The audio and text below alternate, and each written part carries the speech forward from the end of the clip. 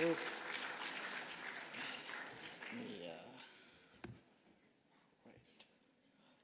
all right.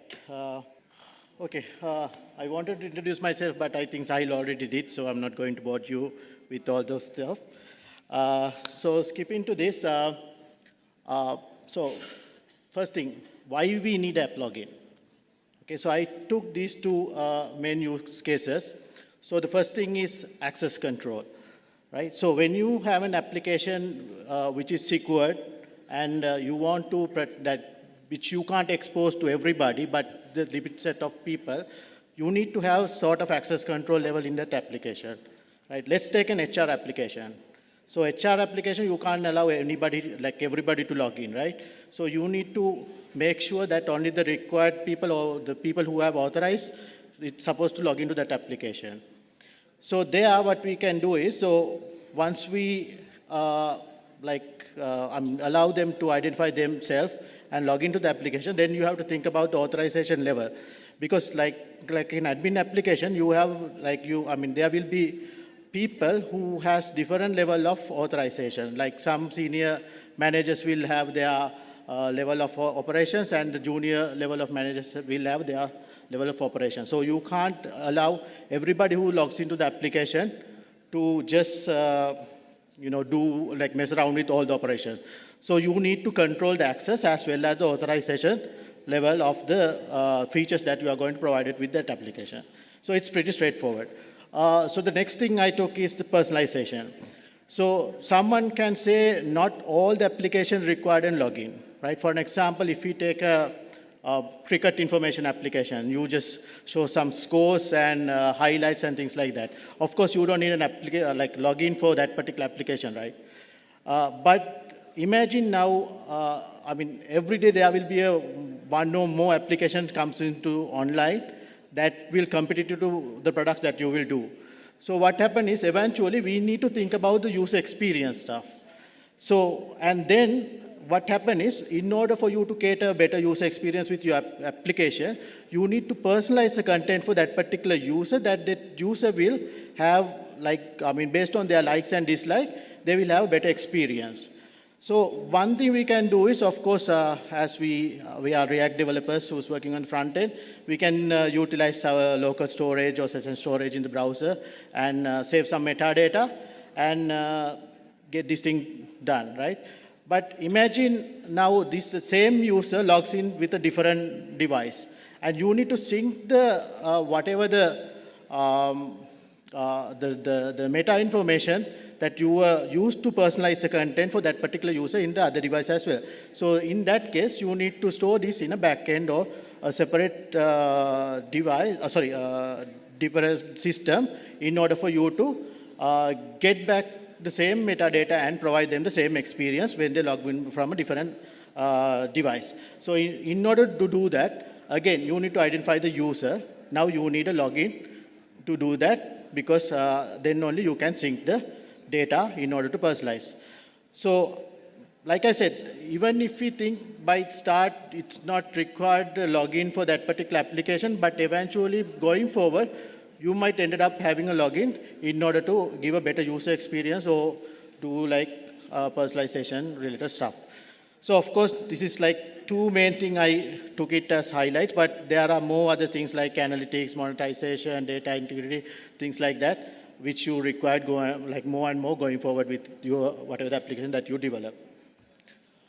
Okay, so I took this image basically to ask what is an app login. In simple terms, people looking at this as, okay, it's just, simple username, password, credential, login you required, or maybe just a social login you just need to integrate to your application, and that's all. But actually, when you start, maybe you will start implementing that part, and going forward, you will find out that there are more things you need to consider in order for you to have a proper authentication system for your application. So for an example, you will end up, like I said, also social login and stuff, but then again, you have to think about the password reset stuff, user registration, and how to make your authentication more stronger using multi-factor authentication. And of course, when your application goes into maybe a globalized level, then you have to think about the compliance stuff and things like that.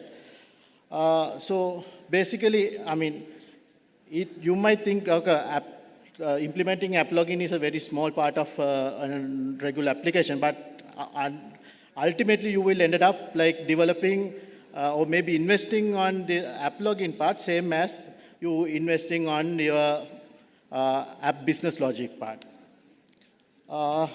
Yeah, so I took this quote from the internet. So it is by Carl Sandburg. So Carl Sandburg is an American journalist who actually wrote about Abraham Lincoln's biology and several other readings. So, so this simple quote, it says like, time is the coin of your life, right? And it is the only coin you have, and only you can determine how it will be spent.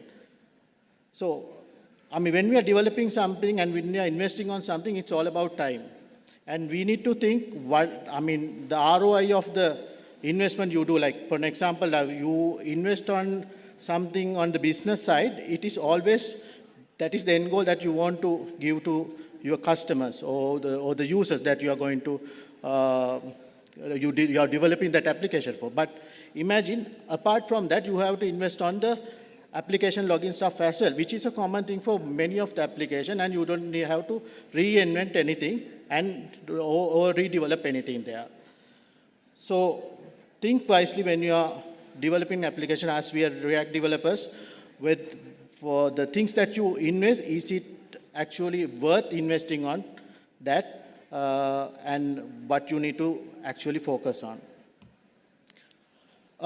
So this is from Ascadio. So basically what we wanted to say is, why die when you can fly, right? So basically, I mean, when we develop an application, the main goal is for us to like make it publicly available as soon as possible. So if you can boost up your GTM or like the go-to-market strategy of your application, that is the ideal thing, and that is what we need. We don't want to like spend like maybe years and years developing the application with all the components and delay your application to go to market. So we from the Asgardio team developed this Asgardio React Auth SDK to help out with this. And of course, the Asgardio product is there, which is an identity and access management solution, which provide not just authentication, like I mentioned in the iceberg image. All the components are there and much more. It's just like few things I picked up just to like show what are the additional things that you have to think of when we developing an IAM solution or an identity and access management solution. So let's talk about the React Auth SDK that we develop. Why we say to use this. So one thing is this React Auth SDK doesn't have any vendor locks, and it's completely open source. And it is built on top of the OpenID Connect standard protocol, which means you can bring your own identity provider. It doesn't mean that since you use Asgardio React Auth SDK that you need to stick with Asgardio product. It's not that. You can bring, if you have any other vendors, you can just configure it and use it with your application. It just, you need to make sure that you like get rid of all this OpenID Connect protocol implementation part through the SDK.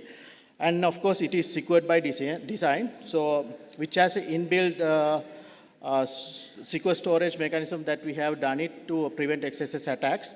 I mean, one of the challenges we have is how to protect the access token when we deal with OpenID Connect.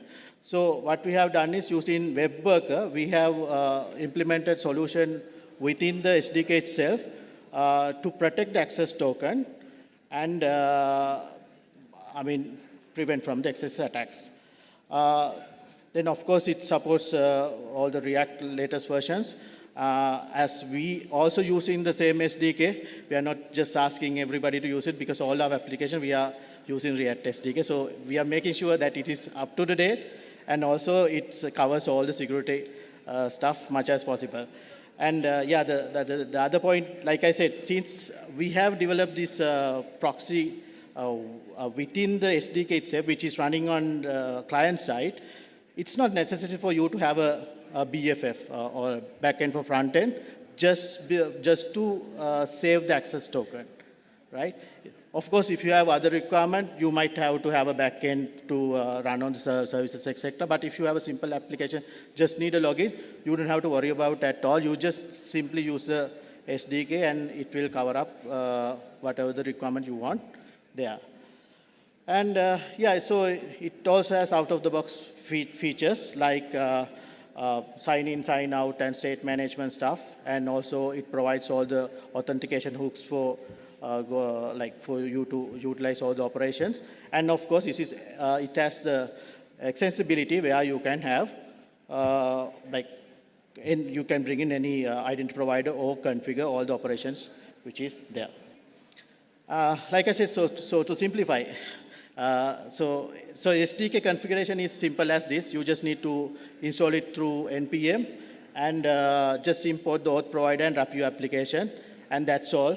You just need to then go to the identity provider, your preferred identity provider, and register your application and configure, just pass the configuration to the SDK, and just manage all your login flows, like the user registration stuff, your users, the authorization things, whether you have organization structures like B2B, B2C, everything you can just do at the identity access management solution, and without worrying about implementing any of those. Oh yeah, so that's all you need. So it's very simple. So the takeaway I wanted to give you is just make sure, with my experience I'm telling, to being in the industry for so long, don't just waste your time. I know we as developers, we love to code, but when you go into an industry to sell your application, you can't just waste your time on just investing on investing on stuff that's not actually gain anything for your whatever the business. So be smart on that, and whatever the stuff you can delegate, if there are tools and utilities out there, just utilize it and move forward with your application and boost up your application's GTM strategy. Yeah, so okay, stop, gone. Oh, okay, sorry. Yeah, so if you want to learn more about this, how to integrate the SDK as well as configure an identity provider and all. So we'll be be joining this workshop, and anybody who likes can come and join with us. It will be 3-hour session maybe. Yeah, so that one, this is in Bangalore, and also we will be going to Delhi as well. If someone is from Delhi, want to join there. So this is by JS Lovers, so we'll be there as well. Yeah, of course, I know a lot of people who visited us today at this booth. So if you still want to have a chat with us and want to learn more, we'll be there. We love to have a chat with everybody and maybe talk about what we can do, or maybe help the React community more with whatever the products and supporting we are giving here. All right, so that's all. Thank you very much.